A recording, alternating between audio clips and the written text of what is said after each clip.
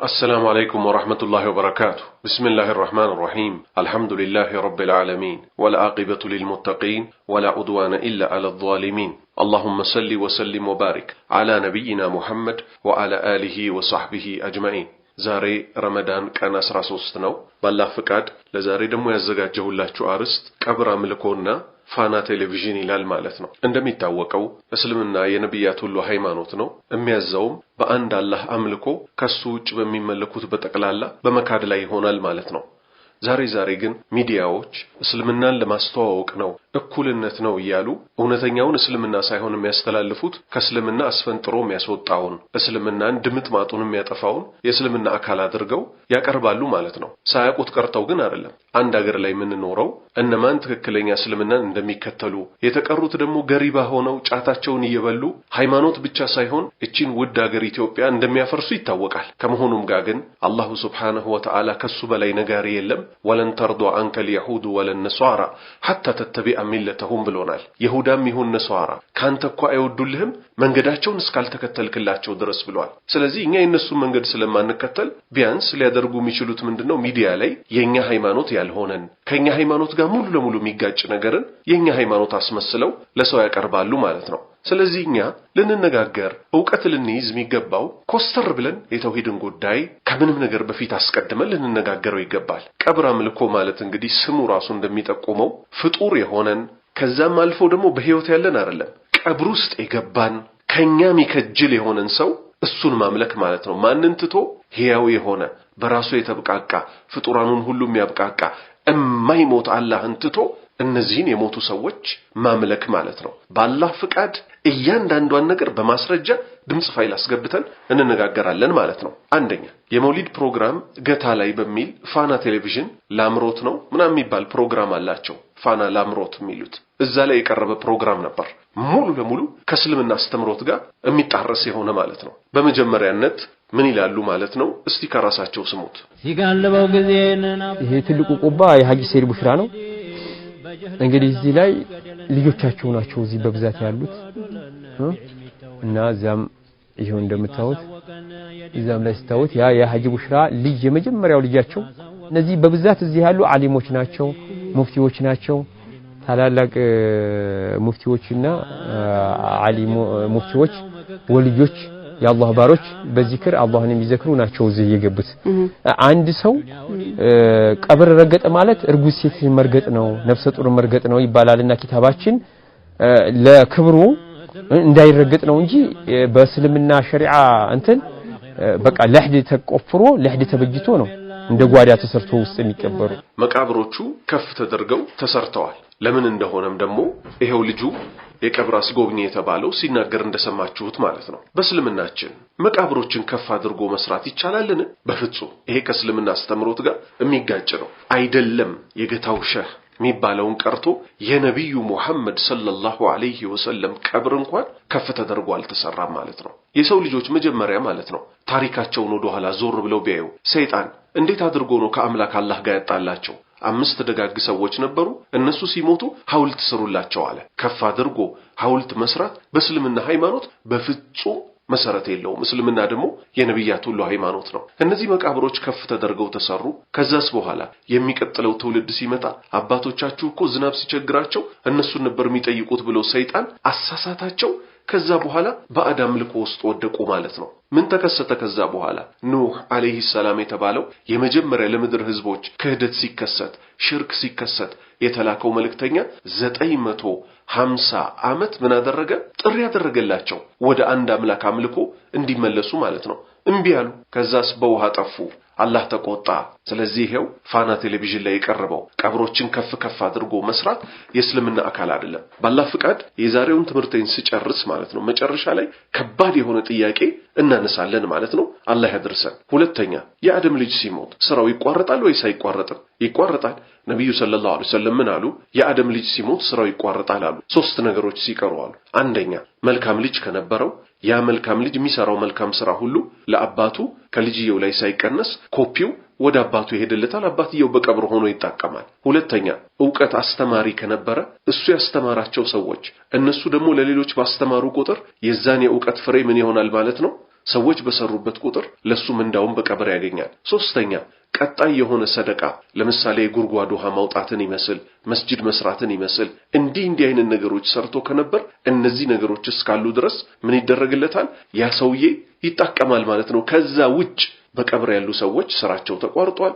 በህይወት ያሉ ሰዎች ናቸው ምን ብለው ዱዓ የሚያደርጉላቸው? አማኝ ከሆኑ ማለት ነው። اللهم اغفر للمؤمنين والمؤمنات والمسلمين والمسلمات الأحياء منهم والأموات اللهم اغفر للمؤمنين والمؤمنات الله ሆይ ማርልን ለወንድ አማኝም ለሴት አማኝም والمسلمين والمسلمات ለወንድ ሙስሊምም ለሴት ሙስሊምም الأحياء منهم ከነሱ ውስጥ በህይወት ያሉትንም والأموات ሙታን የሆኑትንም ማርልን ተብሎ በህይወት ያሉ ሰዎች ስራቸው ስላልተቋረጠ ነው ምን ማድረግ የሚችሉት? ለሞቱ ሰዎች መለመን የሚችሉት ማለት ነው። ሶስተኛ ነጥብ እዚሁ ፋና ፕሮግራም ላይ የተላለፈ ጋዜጠኛዋ እስኪ ስለ ላሚቱ መቃብር ንገረኝ ትለዋለች። እሷ በደንብ ተሞልታ ነው ሄደችው። ይሄንን የክህደት እምነት ለማስተላለፍ እስቲ እንዲህ ብለሽ ጠይቂ የተባለች እስኪ መስል ድረስ ጥያቄዎቿን በደንብ ረትባ ታስቀምጥለታለች። የቀብር አስጎብኚ ተብየው ደግሞ ምን ያደርጋል ማለት ነው? እስልምናም በአዳም ልኮ አስመስሎ ያቀረበ ነው ማለት ነው። ጋዜጠኛዋ እስቲ ስሟት ምን ብላ እንደምትጠይቀው የላሚቱ መቃብር ያለው ይሄ ላሚቱ መቃብር ነው። እንግዲህ ሸሆቻቸው ሲመጡ ስንቅት ሁን 360 ሐፊዝ القرآن አሳጅቧቸው አስከትለው ስንቅት ሁን ይችላል አሏቸው። መርሐባ ብለው ይዘው ሲመጡ ጎንደር ሳይደርሱ በፊትም እንደዚሁ ቀሰቀሷት። ሻሊ ጎንደርም ዘንድ እዛው አድረዋል። ሻሊ ጎንደር ተቀበለዋቸዋል። እዛም ቀሰቀሷት። ብዙ ቦታ እየቀሰቀሱ 30 ጊዜ ነው እንደም ዑለሞች እና አንዳንድ ሰዎች 27 ጊዜ ነው የሚባል ነበር እንትን የሚሉት። ጫሊ ሼህ የጫሊ ሼህ አባት የሐጂ ሰይድ ቡሽራ ድረሳ ናቸው። ሼህ ኢብራሂም ያሲን ይባላሉ። የራሱ የጫሊ ሼህ አባት ተናግረዋል ኪታባቸው ላይ። ከአባቴ ስለሰማሁት አሉ ለአባቴ ጦሪቃ ሲሰጧቸው ለሐጂ ሙሂዲን ጫሊ ሼህ ጦሪቃ ሲሰጧቸው አባቴ የሐጂ ሰይድ ቡሽራ ድረሳ ስለሆኑ እሳቸው ሲነግሩኝ ራሱ በቃ 30 ጊዜ ነው 27 ያለው ውሸት ነው። ትክክለኛው 30ኛ ነው ገታ የተቀበረችው ላሚቱ ታርዳ እንትን ተብላ 500 ኪታቦች 500 ከብቶች ታርደው ሞሪቶ ወጥቶ መጨረሻ አዘ ተቀበለ። ዝህብያ ተባለ ነበር ስሙ። እንደሰማችሁት እንግዲህ በጣም አስደንጋጭ ነው አይደል? ሞታንን የሚቀሰቅሰው ማን ነው? አላህ ነው አይደል? ተመልከቱ አሁን ይሄ የሱፊያ የቀብር አምልኮ የአህባሽ እምነት የሚባለው ማለት ነው። ሰውን መጀመሪያ የሚያደርጉት ማጃጃል ነው። ላሚቱን ይሉሃል እንግዲህ ከራማ የሚባል አለ። ከራማ ልታስተባብሉ ነው ወይ ይልሃል። የሞተን የሚቀሰቅሰው ማን ነው? አላህ እኮ ነው። ኢሳ አለይሂ ሰላም ራሱ የሞተን ሲቀሰቅሱ በአላህ እዝነት ነው አይደል? እዚህ ተመልከቱ ምን እንደሚል ላሚቱ ጎንደር ላይም ተነሽ ተብላ ተቀስቅሳለች አለ። እንግዲህ ጎንደርና ወሎ ርቀት አለው። ወሎም ላይ ደግሞ ተቀስቅሳለች። ተነሽ ይሏታል፣ ትታረዳለች፣ ትበላለች። አሁንም ስጋ ሲያስፈልጋቸው ተነሽ ይሏታል፣ ትታረዳለች። ከዛ ደግሞ ልክ ኺላፍ እንዳለበት መስአላ ብዙ ሰዎች 27 ጊዜ ነው የታረደችው ቢሉ ትክክለኛው ግን 30 ጊዜ ነው እየተቀሰቀሰች የታረደችው። መጨረሻም እዚህ ቦታ ተቀብራለች ይላል። ይሄም ደግሞ ክህደት ነው። ፋና ቴሌቪዥን ላይ የቀረበ ከእስልምና አስተምሮት አስፈንጥሮ የሚያስወጣ እምነት ነው ማለት ነው። አራተኛ ነጥብ በእስልምና እንግዲህ ገነት የሚገባበት ከእሳት የምንጠበቅበት መንገዶች ጠቅላላ ተዘርዝረው አብቅተዋል። እነሱም በአላህ ማመን፣ ተውሂድን መያዝ፣ ከንፍቅና መጽዳት፣ ከወንጀል መጽዳት፣ ከሽርክ መጽዳት፣ ለወላጆች መልካም መዋል፣ እነዚህ ነገሮች ናቸው። ግን እዚህ እንደምትሰሙት ማለት ነው አሁን ጉድ ታያላችሁ ማለት ነው። እስቲ እንስማ። አሁን እዚህ ሼህ አህመድ ሶፊ የሚባሉ ከወረባቦ ሊዘይሯቸው ከአምባሰል ከወርጣይ ሊዘይሯቸው እዚህ መጡ። ሶላት ሐጂ ቡሽራን ተከትሎ የሰገደ እሳት አይነካውም ይባላል እና ሱዳንም ሀገር እንደዚሁ ስጋና ቡና እያያዙ እየሰገዱ እሳት አልነካው ብሏል። እዚህም እሳቸው ያን ወሬ ስለሚሰሙ ቡና ይዘው ልክ ሶላ ቆሞ ሐጂ ቡሽራ ሲደርሱባቸው ሩጠው እሳቸው ጋር ቆሙ። በኋላ ተኪሳቸው አወጡና ሲጀባቸው መረቋቸውና ቁላው ቢሉ አልቆላም እሳት አልነካውም ማለት ምንድነው ይሄ ቡና እኔ ጋር ይዘው ሰግደሃል እንዴ ያሉዋቸው። አሁን እናንተ ጋር ውጪ እንዳያመልጥ ሶላቱ ብዬ ቁሜ ነው አሏቸው። በላይ ይሄማ እኛ ጋር ከቆምክ እሳት አይነካውም፣ እኛ ጋር የቆመ ቀርቶ እኛን ያየ ጀሃነም እሳት አይነካውም አሉ። እዚህ ነበር ይሄ መስጊዳቸው ስለነበረ በዚህ በጎን በኩል በስተግራ በኩል ውጭ ላይ እንትን አለ ዝም ብሎ ጣሉት። በቀለ የአላህ ነገር ሆኖ ደግሞ እዚሁ በቀለ። እንግዲህ የሾሆቹ ሚስጥር ሆኖ ደሞ ያም ተለቅሞ ደሞ አሁን ቢቆላ ሳሳላ በስለዋለ ተመልከቱ ይሄ ከእስልምና አስተምሮት ጋር ሙሉ ለሙሉ የሚጋጭ ሰይድ ቡሽራን የሆነ ሰው መጣና ቡና በኪሱ ይዞ ሰላት አብሯቸው ሰገደ ከዛ በኋላ ይሄ ልክ ሱፊያ እምነት ላይ ይሄ ቀብር አምልኮ እምነት ላይ ተጎንብሰው ሰዎች ሱፊያ እምነት ላይ ሰዎች ተጎንብሰው ማለት ነው ቁርስ ጀባ ቀንበጥ ጀባ ቀሃ ጀባ ብለው ተጎንብሰው እዛ ለተቀመጡ ሸህ ተብዮች ቡና ጫት ንፍሮ ሌሎች ነገሮችን የሚያቀርቡበት ሁኔታ አለ አይደለ ከዛ በኋላ ምን አላቸው ለዚህ ሸህ ተብዬ ሰው ማለት ነው ጀባ አላቸው ይሄን ቡና ማለት ነው መረቁትና ቁላዋሉት ይሄን ቡና ሊቆላ ቢሞክር እንቢ አለ ቡናው አልቆላ አለ ከዛ እሳቸው ምን አሉት እንግዲህ አሁን እዚህ ጋር ነው ከባዱ ነገር ከኛ ጋር ቆመህ ነበር እንዴ እኛ ጋር የቆመ ቀርቶ እኮ እኛን ያየን የጀሃነም እሳት አይነካውም አሉ ከዚህ በላይ ምን እንፈልጋለን ያላህ ባሪያዎች ወይ ነብዩ መሐመድ እንኳን ሰለላሁ ዐለይሂ ወሰለም አይደለም ከኔ ጋር ሰላት የሰገደ ቀርቶ እኔን ያየኝ እኮ ጀሃነም እሳት አትነካውም ብለዋል እንዴ አላሉ ሷሃባዎች ምን ያህል ይፈሩ ነበር አቡ ሙለይካ የተባለው ታቢዒ ምን ይላል ወደ 30 የሚሆኑ የነብዩ ሰለላሁ ዐለይሂ ወሰለም ባልደረቦችን አግኝቼ ነበር ሁሉም በነፍሳቸው ላይ ንፍቅናን ይፈሩ ነበር እንግዲህ ተመልከቱ ንፍቅናን የማይፈራው ሙናፊቅ ብቻ ነው የተቀረውማ ማለት ነው ንፍቅና ልቤ ውስጥ ይኖር ይሆን አላህ የኔን ጉዳይ ምን ያደርገው ይሆን ብሎ ይጨነቃል አላህን ይለምናል እንጂ እንዲደረቱን ነፍቶ ክህደት ውስጥ አይወድቅም ማለት ነው ከዛ ደግሞ የድፍረታቸው ድፍረት ቀጠሉና ምን አሉ ይህ ቡና ደግሞ እዚሁ ተዘራ አለ የተዘራው ቡና ደግሞ ምን ሆነ መልሶ ደግሞ ተለቅሞ ይቆላ ቢባል እንቢ አለ ላ ኢላሃ ኢላላህ እንግዲህ ይሄን ነው እምነታችን ተደርጎ በቴሌቪዥን ጣቢያዎች እየቀረበ ያለው ማለት ነው አምስተኛ ነጥብ ስሟት ደግሞ ጋዜጠኛዋ ምን ብላ እንደምትጠይቀው ከዛሱ ምን መልስ እንደሚሰጣት ይሄንን ጣማን ያሰራው ይሄንን ቤት እንግዲህ በፊት ሌላ ቤት ነበረበት ከድሮም ጀምሮ አለው ለምን ሐጂ ቡሽራ አሁን የታወቁ አይደሉም ከድሮም ጀምሮ በታሪካቸውም በታላቅነታቸውም የታወቁ ስለሆኑ ከሳቸው ጀምሮ ያው እሳቸው ካለፉበት ጀምሮ ቁባቸው ተሰርቶ ቤትም ነበረው ግን እንደዚህ አድርጎ አሁን እንግዲህ ባሁን እንኳን ባይሆን በበፊቱ አሁን የበለጠ ተብሎ የተሰራው ጣሊያን ነው የሰራው ይሄን ጽድ ያስመጣ ነው ለምን ጣሊያን ሰራው ይሄንን ከዛ በፊት እንግዲህ እንደዚህ ቆርቆሮ ነበር ግን አሻሽሎ የጣሊያን ቆርቆሮ ነው አሁን ይሄ ውፍረቱም ከባድ ነው አሁን ግን ይሄ ቆርቆሮ ብቻ ታድሷል ግርግዳው አልታደሰም ዝናብ ያፈሰሰ እንትን ሲለ እና ይሄ ዶሪህ እንግዲህ ሲሰራ ሐጂ ሰይድ ቡሽራን ይሄን ዶሪህ አንድ ፈረንጅ ጣሊያን በነበረ ጊዜ እዚህ ሀበሾችን ይረሽናል ሐይቅ ላይ ሊረሽን ሲለው ማለት ነው ሀበሻውን ሊረሽነው ሲል ቦራት ባላለ ሐይቅ የሰይድ ቡሽራ አለ ከዚህ ማአት አውጡኝ ብሎ ይጣራል ተሰወራቸው ያ እንግዲህ አላሁ አለም እጄ ሲጨብጡ ብቻ ነው ይታየኝ አለ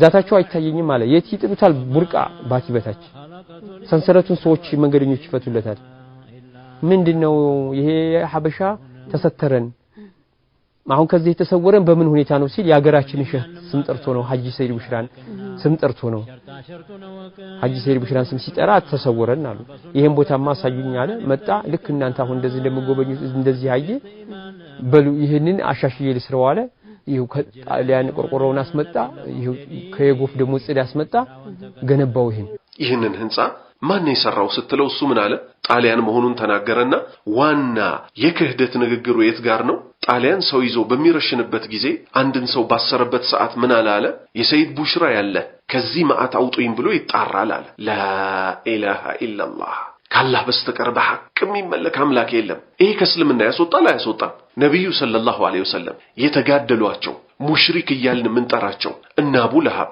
እና አቡ ጀህል እነዚህ ሁሉ ከሃዲያን በችግር ጊዜ እንዲህ አይነት ጭንቅ ሲያጋጥማቸው ማን ነበር የሚያመልኩ የነበረው አላህ እነሱን አስመልክቶ ምን አለ فاذا ركبوا في الفلك دعوا الله مخلصين له الدين فلما نجاهم الى البر اذا هم يشركون على ترجموا فاذا ركبوا بتسافروا ጊዜ الى الفلك مركب ላይ دعوا الله አላህን ይለምኑታል ሙኽሊሲን ጥርት ያደረጉ ሲሆኑ ለሁዲን ሃይማኖት የተባለን በጠቅላላ ሰላታቸው ምጽዋታቸው ዚክራቸው ሁሉን ነገር ለሱ ያጠራሉ በዛ ሰዓት ማዕበሉ ሲመጣባቸው ላታይሉ ኡዛይሉ ሁበላይሉ አንድንም አካል አይጣሩ ሙኽሊሲን ያጠሩ ሲሆኑ ለሁዲን ሃይማኖት በጠቅላላ ለአላህ ያጠሩ ሲሆኑ ከዛስ ነገሩ የመጣው ሙሽሪክ አጋር ያሰኛቸው የትኛው ነው ፈለማ ነጃሁ አላህ ነጃስ ያወጣቸው ሰላም ሲያደርጋቸው ከምን ከባህሩ ማዕበል ወዴት ኢለል በር ምድር ላይ ሲያወጣቸው ኢዛ ማለት ወዲያውኑ ማለት ነው ሁም እነሱ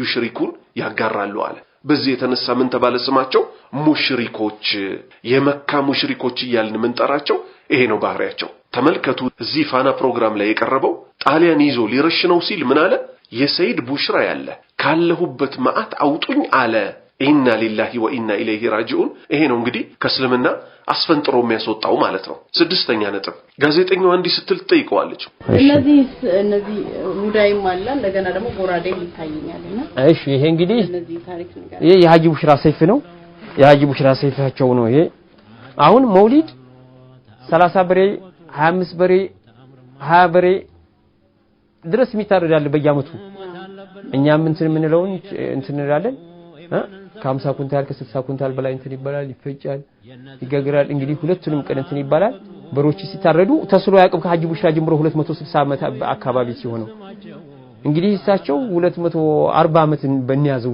ተሰፈሩ ተዛ ጀምሮ ተስሎ ያቀም ይሄ በቃ ይታረድበታል ያርዳል በቃ መውሊድ ሲመጣ ሁሉ ጊዜ በዚህ ነው የሚታረደው በዚህ ነው የሚታረደው ለበረካውም የሐጂ ቡሽራ የራሳቸው ስለሆነ እሱ ምን ይላል የሐጂ ቡሽራ ሰይፍ ነው መውሊድ በየአመቱ 30 በሬ ድረስ ይታረዳል አለ ከሐጂ ቡሽራ ጀምሮ ተስሎ አያውቅም 260 አመት ይሄው በዚህ ጎራዴ ነው የሚታረደው አለ ያላህ ባሪያዎች ሆይ ተመልከቱ እንግዲህ ስንትና ስንት ሰው አለ በሃይማኖቱ ጉዳይ መሐይም የሆነ ማለት ነው እነዚህ መሐይሞች በቴሌቪዥን እንዲሚባሉ ኮሸህ ነበሩ 260 አመት ሙሉ ይሄው ተመልከቱ በሳቸው ቢላው ሳይዝግ ሳይዶለድም በሬ የሚታረደው እኮ በዛ ነው ሲባል ምንድነው የሚያስበው አረ እነዚህ ሰዎችማ ታላቅ ሰው መሆን አለባቸው ብሎ ልቡን ምን እንዲያደርግ ከቀጥተኛው ከአላህ አምልኮ ወጥቶ ምን እንዲሆን ሰይጣንና ሰራዊቶቹ ወደ እንደዚህ አይነት ግለሰብ አምልኮ ወደ ሙታን አምልኮ እንዲጠሩ ሰበብ እየፈጠሩ ነው ያለው ማለት ነው ሰባተኛ ነጥብ መንዙማ ባዮች ሁሉ ምን እስኪሉ ድረስ ይሄን ግለሰብ አስመልክቶ ሰይድ ቡሽራ የሚባለው ማለት ነው ሰይድ ቡሽራ ገታ ቀምጣላው ገበር ጌቶች ሰይድ ቡሽራ ገታ ቀምጣላው ገበር ከልካይም የለበት ሲዘልቅል ፊበር ጨዋታው ነበረ ቀዷ ቀደር ጋር ተመልከቱ ይሄ ክህደት ነው እንግዲህ በቀደምለት አይተናል ጅብሪል አለይሂ ሰላምና ነብዩ ሰለላሁ ዐለይሂ ወሰለም እሳቸው ለይለተል ኢስራ ወልሚዕራጅ ሰላትን ከሰማይ ቤት ሄደው ተቀብለው የመጡ ጊዜ የመጀመሪያው ሰማይ ስንደርስ አሉ ነብዩ መሐመድ ሰለላሁ ዐለይሂ ወሰለም የመጀመሪያው ሰማይ ጠባቂ ጠየቀ ማን አለ እኔ ጅብሪል ነኝ አለ ማን አብሮህ አለ ሙሐመድ አብሮኝ አለ ተጠርቷል ወይ አዎ ተጠርቷል ተከፈተልን የመጀመሪያው ሰማይ ሰባቱ ሰማይ እስክንደርስ ድረስ የሰባቱም ሰማይ ጠባቂ ዘበኞች ይህንን ጥያቄ በየሰማዩ ጠባቂዎች ስንባል ነበር አሉ እዚህ ግን ምን ሲል ተሰሙታላችሁ ይሄን መንዙማ ባይ ሰይድ ቡሽራ ገታ ይሄ ግለሰብ ማለት ነው የገታው ሸህ የሚባለው ቀምጣላው ገበር ከልካይ የለበትም የሚያስቆመው እኮ የለም ሲዘልቅ እልፍኝ በር ሰማይ ቤትን አቋርጦ ሲሄድ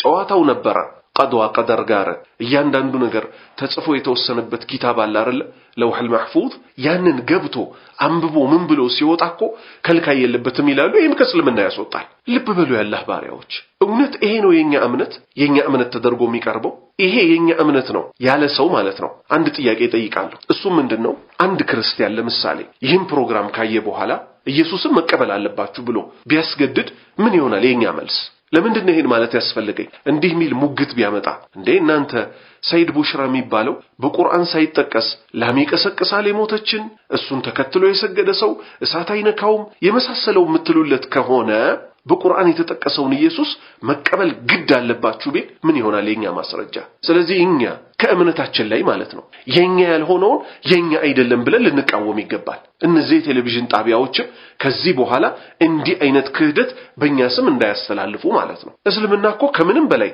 የሚጠቃው ማለት ነው የሱ ያልሆነ ነገር የሱ ነው ተብሎ ሲገባ ማለት ነው ለምሳሌ አፈንድቶ ማፈንዳት ሰላማዊ ሰዎችን መጨረስ የእስልምና አካል ነው አይደለም የሆነ አካል ሲሰራው ስናይ ጥምጣም ጠምጥሞ ጺሙን አንጀርግጎ ይሄንን ተግባር ሲፈጽም ስናይ ማለት ነው ልንቃወም ነው የሚገባው ለምን የእስልምና አካል ስላልሆነ ልክ እንደዚህ ጀለብያ ለብሶ ኩፍየት ለብሶ ሰደርያውን ለብሶ ሽቶውን ተቀብቶ ሙስባህ ይዞ እስላም መስሎ ቀርቦ እስልምና ያልሆነ ነገር ይዞ በሚዲያ ሲመጣ ማንንም ይሁን ማን ማለት ነው ሸህም ይባል ዶክተርም ይባል ማንንም ይባል ከኛ የሚጠበቀው ምንድነው ይሄ እምነት የኛ እምነት አይደለም ብለን ልንቃወም ይገባል እዚህ ጋር አንድ ታሪክ ማንሳት ፈልጋለሁ በዚህ ዘመን ያለ ማለት ነው አንዲት ሴት ነበረች መሰረቷ ሙስሊም ነበር ከፈረች ካደች ጴንጤ ሆነች ከዛ ዘመዶቿ አግኝተው ጠየቋት አንቺ እንዴት እስልምናን ጥለሽ ተወጫለሽ አሏት አባቷ ምን ነበር ወደ 30 አመት ያህል እርድ የሚቀርብለት ሰው ነበር ሰዎች እየሄዱ እግሩ ስር ይደፉለታል ይሄን ሁሉ ሽርክ ባይኗ ያያየች ነው ተወልዳ ያደገችው እዛ ቤት ውስጥ ጴንጤ ሆነች ዘመዶቿ አገኙት ከዛ ጠየቋት ምን ሲሉ እንዴት እስልምናን ጥለሽ ተወጫለሽ ሲሏት አይደለም ለኢየሱስ ለኔ አባት ይሰገዳል አለች ተመልከቱ እንግዲህ እንዴት አድርጋ እንዳነጻጸረች ማለት ነው አይደለም ለኢየሱስ ለኔ አባት እንኳን ሰው ይሰግዳል አለች አላህ ግን አዘነላት ወደ እስልምና መለሳት አሁን እስልምና ውስጥ ሆና ሙስሊም ልጅ ሁሉ ወልዳ እየኖረች ነው ማለት ነው ልብ በሉ ያላህ ባሪያዎች እምነታችን ከደምና ስጋችን በላይ ነው ይሄው እምነታችንን ከስር ከመሰረት ለመገዝገዝ የውጭም የውስጥ ጠላቶችም ለተቀን እየለፉ ነው ስለዚህ ለነዚህ ሰዎች ጾም መጾም ሐጅ ማድረግ ኡምራ መፈጸም አለሚባል አምልኮ ይጠቅማቸዋል አይጠቅማቸው እምነታቸውን እስካላስተካከሉ ድረስ የሰይድ ቡሽራ ያለ ካለሁበት ማአት አውጡኝ እንዲህ በሉኝ ቀብርን ከፍ አድርጎ ሰርቶ ያንን ቀብር ማምለክ ይሄ ነው እኮ የቀብር አምልኮ ማለት እኛ ምናመልከው የማይሞተውን ሐያል አላህ ነው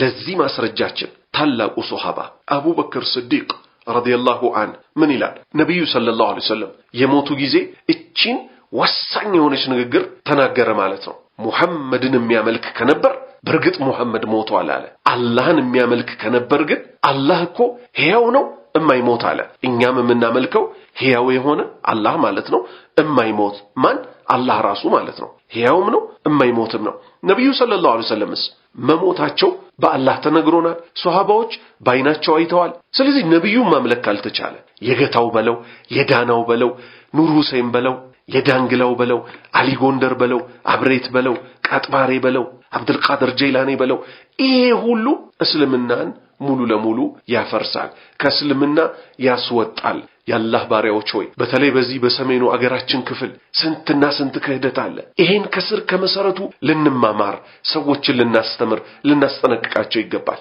ከምንም ነገር በፊት ማለት ነው የዛሬው ትምህርቴን በዚህ ጨርሻለሁ ለዛሬ ደግሞ 3 ዱዓ ይዤላችኋለሁ አንደኛው ረበና አመና ፈክቱብና ማዕ ሻሂዲን ትርጉም ረበና ጌታችን ሆይ አመና አምነናል ፈክቱብና ማዕ ሻሂዲን ከመስካሪዎች ጋር ጻፈን ሁለተኛ የጀነት ሰዎች ደግሞ ማለት ነው ወደ ጀሃነም ሰዎች ባይናቸው መልከት ባሉ ጊዜ የሚሉትን አላህ እንዲህ ሲል ነግሮናል ማለት ነው ረበና ላ ተجعلنا مع القوم الظالمين ረበና ጌታችን ሆይ ላ ተجعلنا አታድርገን مع القوم الظالمين ከበደለኞች ጋርም አታድርገን ይላሉ ማለት ነው ሶስተኛ اللهم انت ولينا فاغفر لنا وارحمنا وانت خير الغافرين واكتب لنا في هذه الدنيا حسنة وفي الآخرة ترجم اللهم الله هوي أنت ولينا أنت كونه رداتاችን فاغفر لنا مارا وارحمنا إذن وأنت كو خير الغافرين كما هريوች ሁሉ በላጭነ واكتب لنا ጻፍልን ደግሞ في هذه الدنيا በዚች በቅርቢቱ ዓለም حسنة መልካሙን ጻፍልን وفي الآخرة በመጨረሻይቱም ዓለም መልካምን ነገር ጻፍልን እንግዲህ አላህ ባሪያዎች ሆይ ይሄው እንደምታዩት የተውሂድ ጉዳይ ተነግሮ ማያልቅም አገራችን ላይ ያለው ሽርክ በማስረጃ በብዛት ምን ይባላል ይሄ ድሮ ነው ይባላል የድሮ ላለመሆኑ እኮ ማለት ነው ይሄው በቴሌቪዥን መጣ የድሮ እምነት ነባሩ እስልምና እየተባለ ነባሩ እኮ አይደለም አንድም ነብይ በእንዲህ አይነት ክህደት አላስተማረም የሰይጣን መንገድ ነባሩ እስልምና ተብሎ እየመጣ ነው ከኛ ምን ይጠበቃል ለተቀን መማር ለሰዎች ተውሂድን ማስተማር ይህ ህዝብ ከገባበት መከራ አይወጣም ተውሂድን እስካልያዘ ድረስ ሱናን እስካልያዘ ድረስ በቁርአንና በሐዲስ በሱሐባዎች አረዳድ እስካልተሰበሰበ ድረስ የዛሬ ትምህርቴን በዚህ ጨርሻለሁ ወሰለላሁ ዐላ ነብይና ሙሐመድ ወዐላ አሊሂ ወሰህቢሂ አጅማኢን ሱብሃነከ አላሁመ ወቢሐምዲክ አሽሀዱ አን ላ ኢላሃ ኢላ አንተ አስተግፊሩከ ወአቱቡ ኢለይክ